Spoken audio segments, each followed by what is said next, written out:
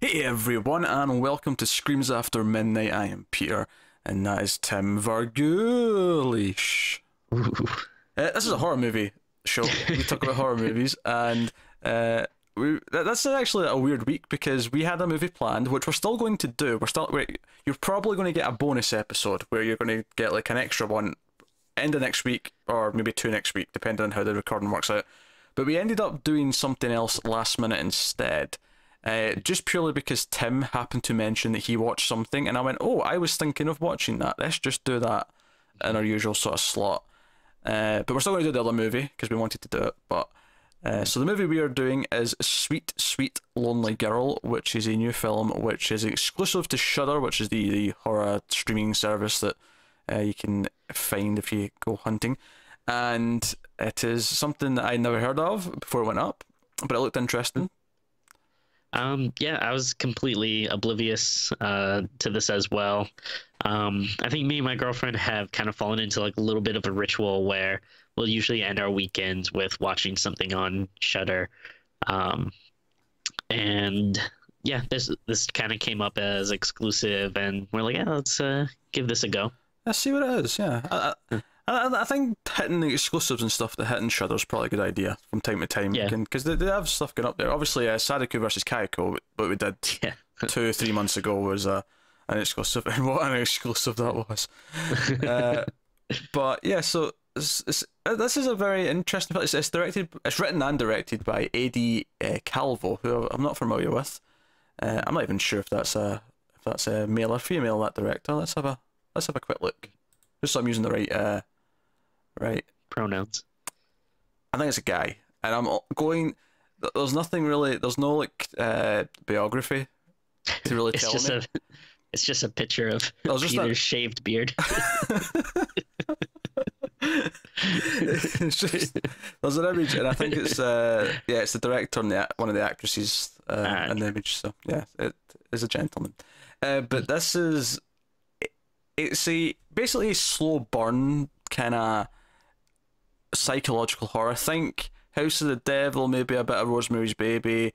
Not in plot, just in the sense that it's very much like a drama almost for a lot of the film, just with a sort of dark undertone, and you're wondering where the thing's coming in. A little bit of mystery, and then it's the last like 10-15 minutes where it all kind of properly turns into a horror movie. So I mean, I think right away, if that annoys you, if you hate that, you know this isn't going to be for you. Yeah, if you want a lot of jump scares, things popping out, things that make very clear-cut sense, then it probably might not be the best bet for you. Yeah. So as always, we'll start spoiler-free. Give you warning about halfway through or so before we go into spoilers. And yeah.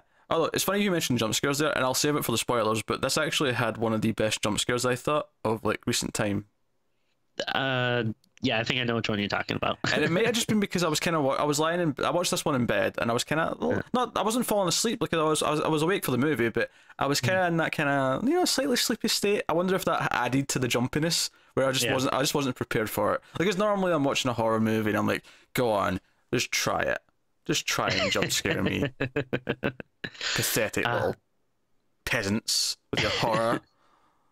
That is kind of the best way to watch a lot of times, is when it's like late at night, it's very dark, there's no sunlight creeping in, you're pretty tired, but wide awake enough to comprehend stuff, but also a little bit tired. That can really get you. Yeah, I think it's the perfect time to watch a horror movie. And especially for one like this, where it is kind of a slow burn, it is kind of just, taking in the information. Like, I don't know if you could watch, like the way I just described watching this, I don't know if you could watch, say, something really intense, like The Descent. I feel like it would just wake you up too much because it's so intense. It's so, like, what's happening? Claustrophobia. Like, it's just so life or death the whole time. Whereas this, it is this slow, just a little bit of mystery, and it just keeps you intrigued, but you're kind of, daisy, it works. I sound like I'm being really positive, and I am to an extent. I'm happy to say that I did not dislike this film. Yeah, I would say I definitely liked it. I wouldn't go too much, over the moon about it. Like I No, wouldn't say I love it, but I think it falls into a. Do you remember we talked about Devil's Candy and how it was kinda. It was, it was pretty good, but it was just missing the mark in a couple of things. Yeah. This is at a kind of similar level for me, where I like a lot of what it's doing, but there's maybe a couple of things that just feel a little bit underdeveloped. Like maybe just give it a bit more thought, maybe set up the ending just a little bit better than you did.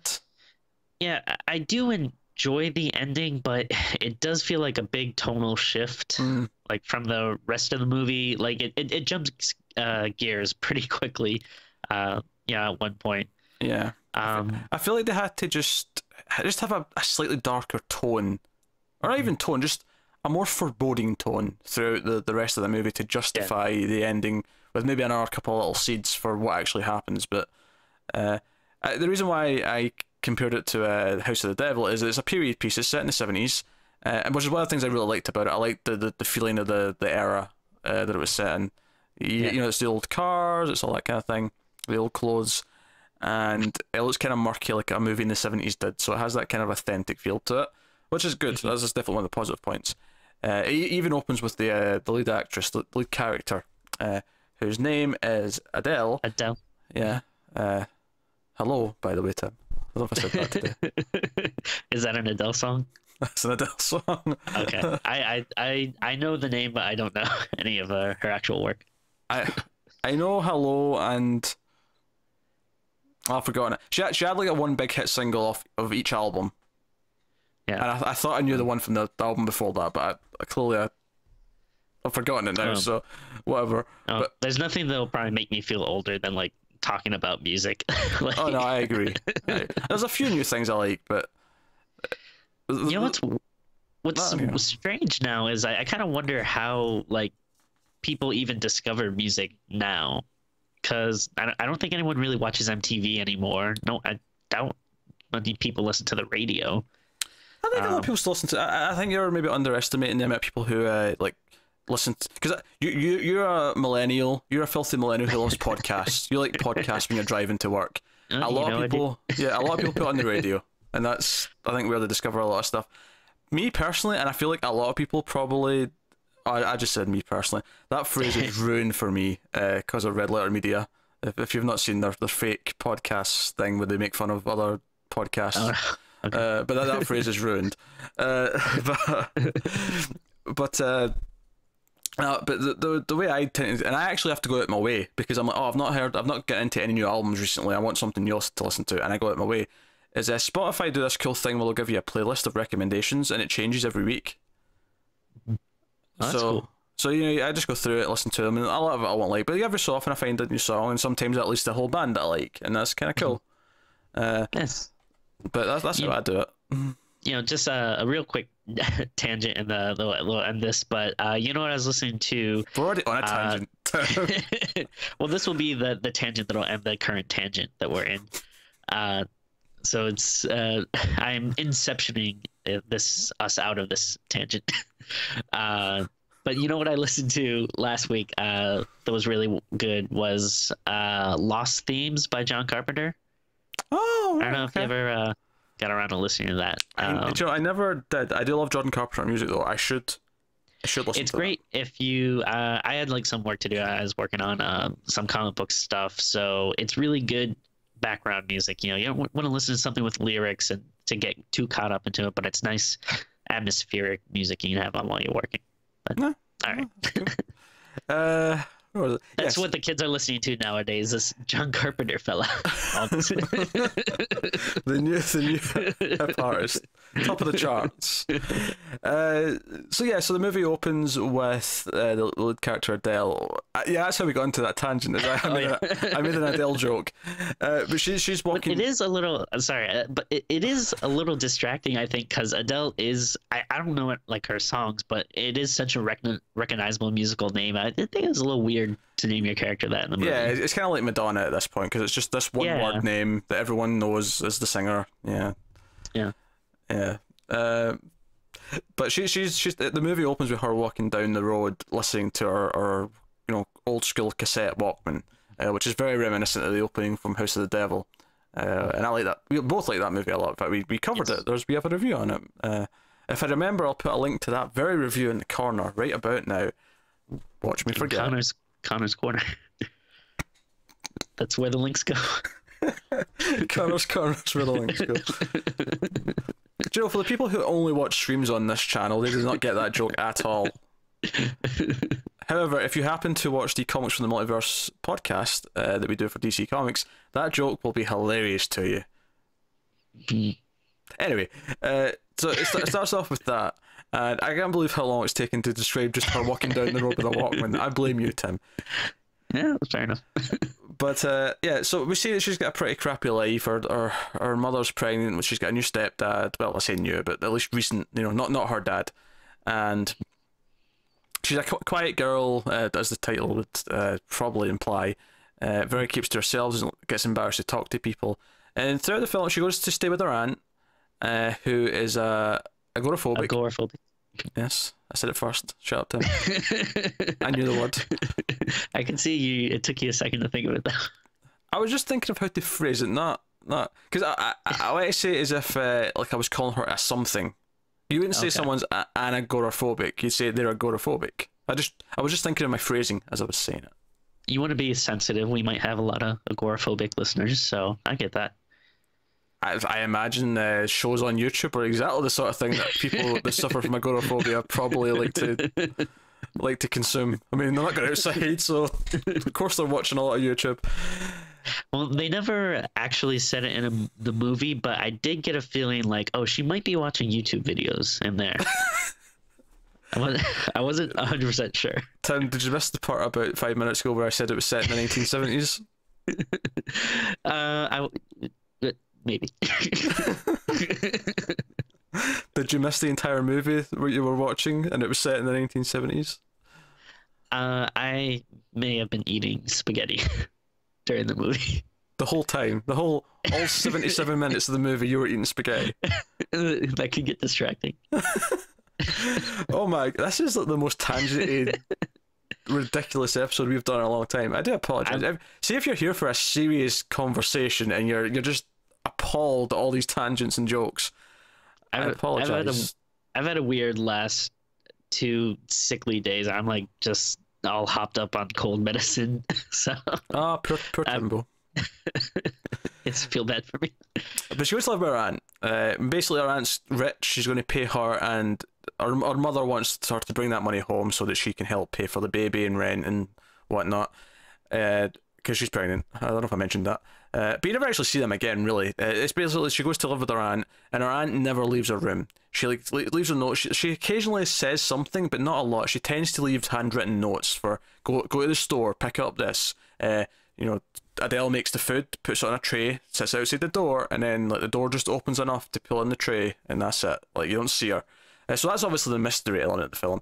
The other big part of the plot, though, is that it's kind of a coming of age story for A.d.a, where she's kind of coming out of her shell. She's attracted to this other girl. We sort of discover that she's gay or bisexual, and she's attracted to this girl, and it kind of becomes about her pursuing this relationship and trying to juggle that and deal with the fact that she has no money and has to take care of this really weird aunt who never comes out of her room. And that's kind of the gist of it in terms of a spoiler-free review. And it's weird because you can't really talk about the horror stuff until spoilers, because it's completely full spoiler territory, because it's what the movie builds up to, and that's the ending. So yeah, it's definitely a slow burn. It's a film where you see A.d.a go through all these mundane kind of tasks. She goes to the store, she picks up stuff. There's a lot of awkward moments where she can't afford to pay for something, or she's catching someone's eye, or she's doing all that kind of stuff, and she's kind of awkward. And it's kind of like how this girl she runs into, the other main character, Beth, how she kind of brings it. She's a bit more free spirited, kind of punk rock, kind of she has a wild side. Yeah, she's a bit of a wild girl who'll just she'll steal something on the whim of it, or she'll say, let's go and have a beach party this weekend, and she'll just there's an element of fakeness to it. There's a weird kind of fakeness to her that you kind of just pick up on, I think, or at least I did. Maybe not 100% right away, but as it goes on, you can definitely tell that there's something going on with her. Hmm. I wasn't sure if exactly what or what like kind of angle she was playing, but it was just, I mean, whether or not she was like maybe, I don't know, setting Adele up, you know, I don't know if I was thinking that necessarily, just that she was trying to give this cool persona off, and I was kind of feeling that, Sure. and it felt like it was a bit of a fallacy. It's like, oh, I'm gonna appear so cool to this little country girl who's just moved into the neighborhood, kind of thing. It Yeah. kind of felt like that. But no, so that's kind of. So we can't really talk about any more about plot, but yeah. Now, when you say slow burn, that kind of, I almost feel like it sounds almost negative, but in all honesty, I was never bored throughout the movie. Like, even though there's not a crazy ton of stuff that's happening, I still was interested. I like the characters, and it did have a little bit of like a spooky kind of vibe going on. I think the key thing in my phrasing is that when I say if I had a problem with it being too slow, like if I felt like it dragged, I would say it was poorly paced. I would say, you know, the pacing wasn't up to snuff. I'd say it or I'd just use the word dragged. It dragged. Whereas slow burn, I'm kind of getting at like it's intentionally slow paced, but it's not necessarily to a fault. I did look at some of the Shudder reviews on Shudder, like the user reviews, and some of them did feel it was really slow and wasn't worth going on. If I have complaints, I kind of was hitting on to earlier, but just the idea that maybe they could have seeded the horror turn a little bit better and just had the tone come in a little bit earlier. Because if I was to describe it, I would say it was House of the Devil meets Darling, which is a movie I really liked from last year, which was about a sort of, again, it was a female protagonist who was kind of quiet and unhinged, and although this one's not unhinged, but she wasn't Darling, and it was kind of building up to what was going to, but that movie did a really good thing early on, where right from the opening you got what the tone was, and it had that really weird offbeat creepiness to it the whole time, whereas this, it does kind of feel at times like it's just, oh, we're just having a drama. But it does get kind of wacky.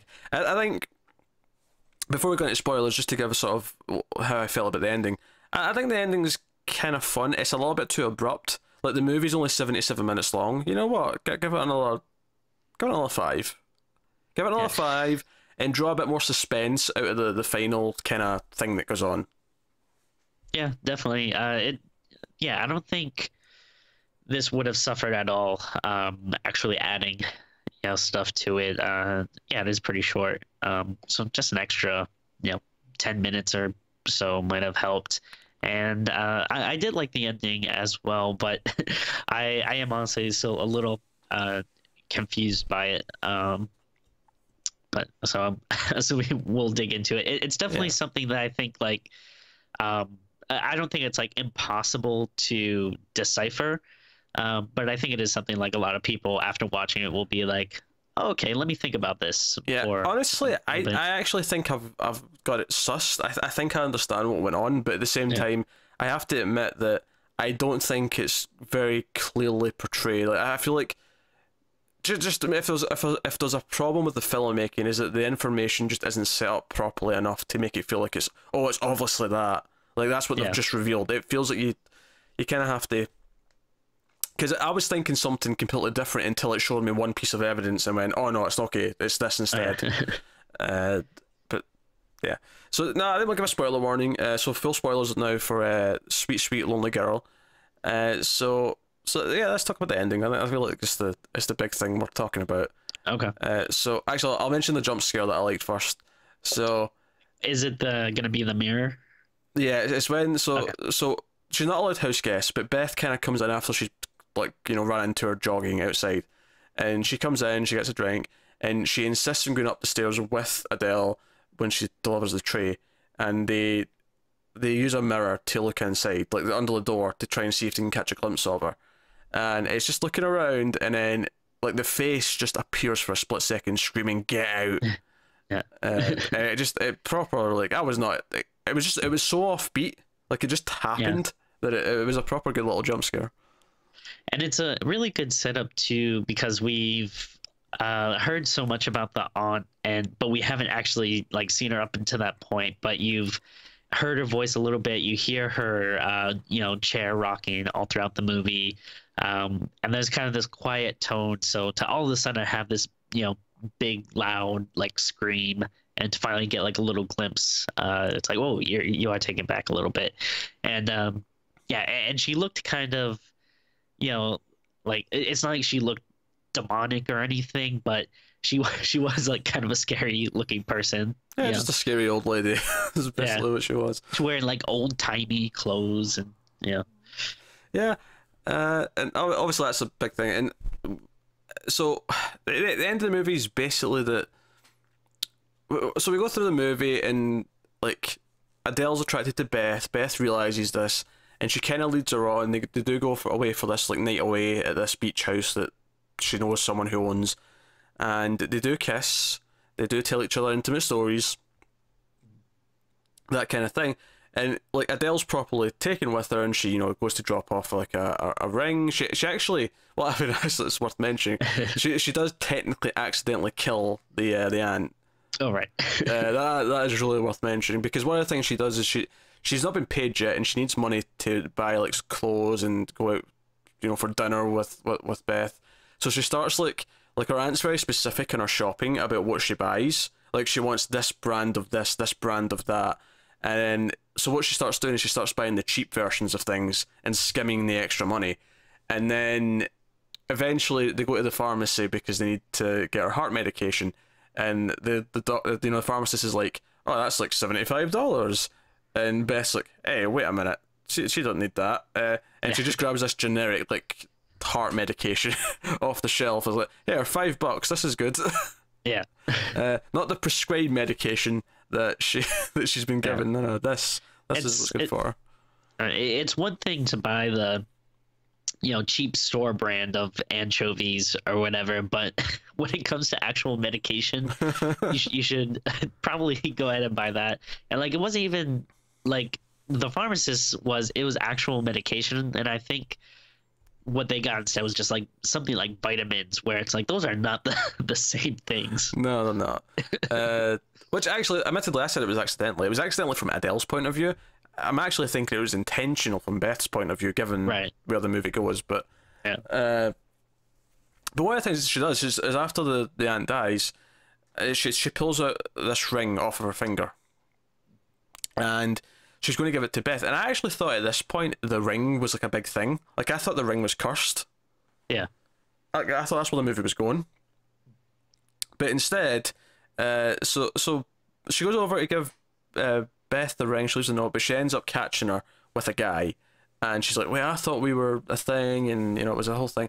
And Beth ends up showing up to the house like the next night or whatever in the rain, and she's acting weird. Like she's not being her normal self, chatty or anything. She's being quiet. She ends up like eating that fruit that's been sitting there since Adele got there, and it's kind of disgusting and ugh. And the whole thing. I think it's might be kind of important. Well, maybe not important, but I just like that at this point, we've had kind of like a weird, spooky, creepy atmosphere all throughout the movie, but like now, like this final night, we get like a proper like, oh, like this is like giving me like serious haunted, house kind of vibes. Like everything's so much darker. We're getting like doors opening, wind blowing out candles. Yeah, because it's a stormy night, and obviously after the aunt dies, there's a couple of moments where she thinks she sees the aunt, and it's like, oh, was that a ghost, or was it just her, imagining things? Is it her conscious getting to her, because she did technically kill her. Like, is that what's going on? And Beth shows up, and then eventually like Beth seems to disappear after there's like a spooky moment, and Adele tries to find her, and then we see Beth seems to have turned into someone else. She's got long dark hair, and she's got like almost the aunt's kind of like type of nighty dress thing on, and she starts like stalking her. And this is the part of the movie where it's a bit flawed, because it's like it happens a little bit too quick. Like she just kind of goes into the basement, and then evil Beth finds her and she screams, and that's kind of it. I mean, there's more to it. There's more after that, but that in terms of the chase, it's just really short. Yeah. Until at the ending of when she meets her, not quite demise, but she meets her fate here. You kind of expect like she goes down to the basement, but you expect there's gonna be maybe a lot of like places she's gonna hide and go around corners and stuff. But it does happen like very quick. Like it seems like she kind of maybe tries to find one hiding spot and then turns around and Beth is there, and then it's like done. And you're like, oh, all right. Yeah, it's super quick. And then we cut. I think it cuts to present day actually. Yeah, and the her mother is like checking up on her. I don't think it's her mother because it was someone who was a lot younger. Are you sure? I thought it was her mom came to check up on her. Adele's mom? I don't think so. Well, maybe. I mean, I got the impression that it jumped ahead years, so I don't think that could be her mom. Oh, years. Okay. Yeah, I thought it jumped ahead years because she was like aged when we see her. I thought that was like maybe like part of a curse or something. I mean, well, I was kind of thinking that, but okay. So because basically, so we see you. Well, because did we ever see the mother's face in the opening scene? I don't know if we did. I don't remember. I'd have to go back. Because I remember walking around Adele, because Adele's sitting there at the dining table, and like her mother's walking around, and you see the pregnant belly. But I feel like you never really get a good look at her face. Just kind of like we don't focus on her. We focus on Adele just sitting there listening to her, like bark orders at her. You're going to do this. You're going to go and visit your aunt. You're going to work for her. You're going to do this. You're going to do that. You need to pay rent. Blah blah blah blah. All that kind of thing. That's true. So if it is her mother, like I really wouldn't have recognized her. So that's okay. Again, maybe that's a fault of the movie. That it really isn't clear. Yeah, that could be fair. Because if it's not her mother, then it's just some weird random character we've never met before. That'd be only the other option, right? Like, well, I assumed that it jumped ahead in time, and this was her new carer, kind of like how she was caring for her aunt. Like right. she's became the aunt, and someone else is caring for her because now she doesn't want to leave the house. Because the way I read this, because when this woman comes into the house, we see this photo of her aunt who when she was young with Beth, who looked like she did in the movie, implying that, to me at least, that what's happening in this story is that Beth like seduces whoever goes into that house and then traps them to steal their youth. Okay. Yeah. So I definitely got the idea that Beth was some type of like witch or succubus or something. Yeah. I don't know. It's weird though. Is it like just specifically people in this house, or is there something like with this family? I don't think it's specifically people in the house necessarily, but it just makes for an easy target. Or maybe it is the house. Maybe it's something to do with the houses. Like maybe the house is what's got a curse on it. So it doesn't have to be someone who's in the house necessarily, but that's where they're going to be trapped. And it makes Adele the target, the easy target to go after. And then what is it about that makes them not want to leave the house then? Because we see that Adele is now like in the same room. Yeah, she's trapped in the same room that her aunt was. It's the same thing. I mean, I don't know, it's just a curse. Like that's the thing. It's not really explained. It gives you this photograph to let you know that Beth is behind it. And Beth, because it adds up, like, because she's the one that's insisted on the heart medication not being used. She also acted really weird just before she went full evil, Yeah. So you get that kind of impression. And she also talks early on in the movie that she had an abortion, and she talks about like all these awful things, and I feel like it all plays in thematically to what's going on. I think that's definitely what's happened. Whether we've jumped in time or it's present or it's just the same time period is debatable. But I feel like the woman who walks in at the end is wearing modern clothes. It does not look like 70s clothes anymore. I'd have to go back and check it. That's really interesting though. I feel like I'm kind of split between liking I guess the ambiguity of it, but also like I kind of want more answers, but at the same time I don't know if that would just kind of muddy it, if Beth was just like, let me explain what's going on before I kill you, like, oh yeah, I wouldn't want that. I think the problem is that it doesn't set it up enough that it clicks. I feel like I had to properly sit and go, okay, what just happened? Okay, I guess that look, this is the problem. I'm not intrigued and going, oh, is it this or is it this? I'm going, I guess that just happened. I wonder if maybe we needed like a little bit more from the aunt, that that way we can kind of compare, like, oh, because all we really know is that, like, she's agoraphobic, she's in that room, and blah, I think blah, blah, honestly, what I think would have worked better, right, is you could have left what was there as it is. If you just wanted to have one scene that helped this. So assuming this is present day now, right? You have this woman that comes in at the end.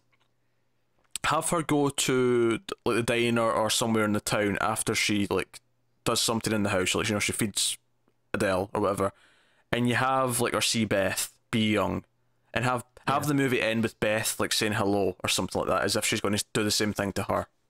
Like, sure. And that would make it clearer. Yeah.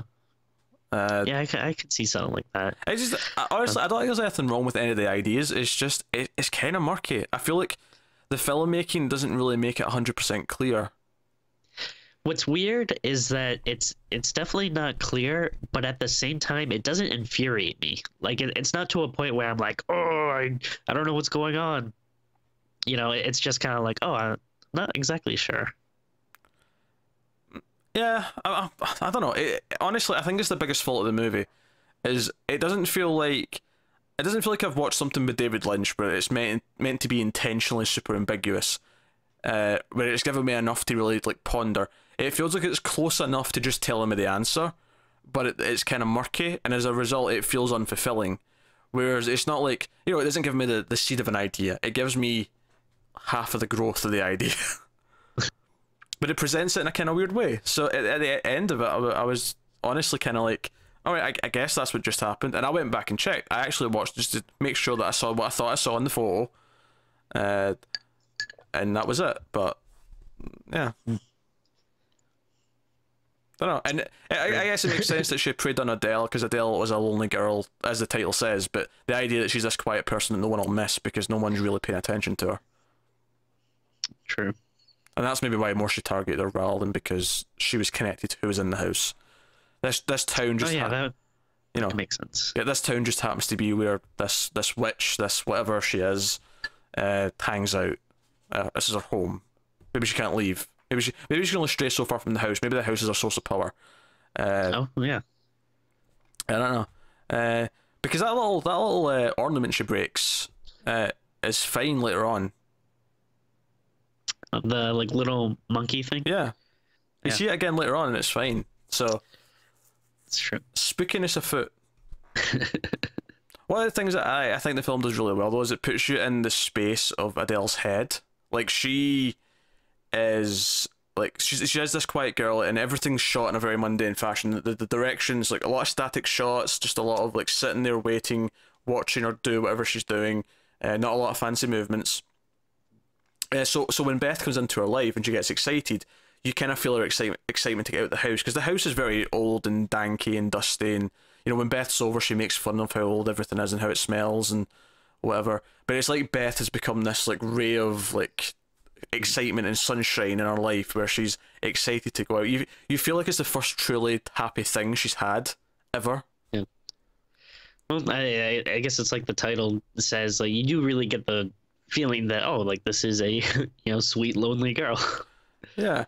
I mean, the sweet's debatable when she starts skimming money and then Sure. and then accidentally killing her aunt. But I thought the director did a good job of that. And the colour scheme, again, it's the 70s browns and all that. Everything feels kind of just, this is kind of a depressing time period to live in. And I'm sure some of the 70s was very happy and nice, but certainly in this movie, it gives you this sort of murkiness kind of feel to it, which goes a long way, because it ties in with her character and how her life kind of is. And then Beth comes in and she's more colourful and she's more basically loud as a character, and gives her this excitement, and you can kind of see her open up because of that. It's okay. I mean, I think it's kind of a murky thing. I wonder, was this the director's first movie? It's going to be insulting if it's not, but I feel like it might. No, it's not. He's done a few things. I've not heard of any of them though. Um, but I feel like it's a storytelling fault. Like maybe just an extra draft of the script, or maybe just rethinking what was going to be clear to the audience or not would have maybe fixed this. But I do think the ending's kind of murky, and I think it's because I think there's a failure here in the filmmaking at getting the points across, which is a shame. But the movie's actually a tight little film, though. Otherwise, it's kind of, I think it's the perfect thing to watch in bed late at night, or maybe on a Sunday afternoon if you just want, something decent on. It's got a bit of atmosphere. Yeah, I think it's still impressive that, despite that fault, we still enjoyed it and have a lot of positive things to say about it. Yeah, not amazing, not great, but pretty decent. So, Tim. Yeah. What would you rate Sweet Sweet Lonely Girl out of 10? I think we give it a 6.5, which might even seem like a little bit low for my enjoyment of it, but just, like we said, with the ending and not being a little bit clear, like if some of those points were a little more straightforward for me, or maybe I understood it a little better, I think it could easily have been like 7.5, but with that being said, 6.5. Yeah. No, I actually kind of agree with that score. 6.5 seems about right. And again, just to hammer, we've talked a lot about the ending, but I love ambiguity endings. I think they work perfectly in certain stories. The problem here is I'm not even sure if it's meant to be ambiguous. Yeah. I feel like it's kind of ambiguous by fault, not because it's intentional, and that's kind of a problem. Yeah. So, yeah, 6.5 out of 10 for me as well. But there you go, that's Sweet Sweet Lonely Girl. Not bad, though. It's definitely not a bad watch. Yeah, so that's cool. So actually, one thing that I do need to do, we did launch a Patreon this past week. So before we wrap up, I should plug that and say, yeah, we're on Patreon. Go to Mildfuzz TV on patreon.com, otherwise known as patreon.com/MildfuzzTV, if you want the actual address. We've got some bonuses up there, some stuff that's related to streams, of course. Specifically in the $5 tier, one of the perks you get is you get to vote on a movie for an episode once a month. So what will become a bit of a tradition, not only will you get the episode, which will go out to everyone on YouTube will get the episode, but I'll also announce what these selections are, what the options are, and the vote. So we actually have a theme.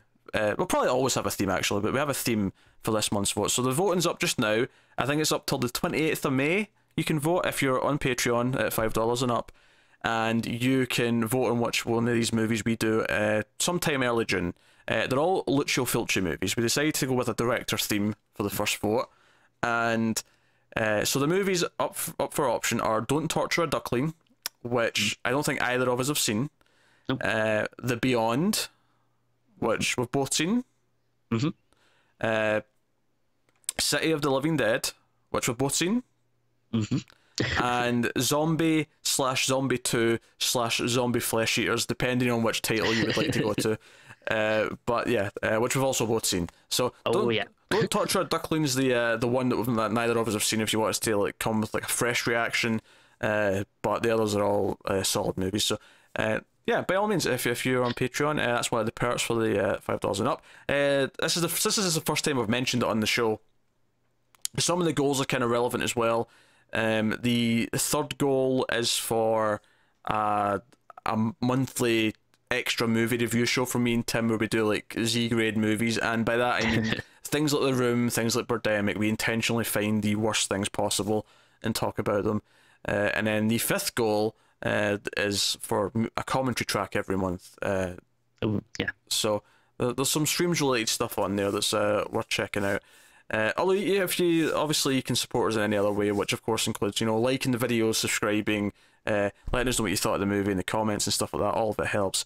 And if you do want to go to Patreon, you can actually just sign up for $1 and get some of the Tales from the Crypt reviews a week early if you enjoy that as well. So yeah, so do check it out.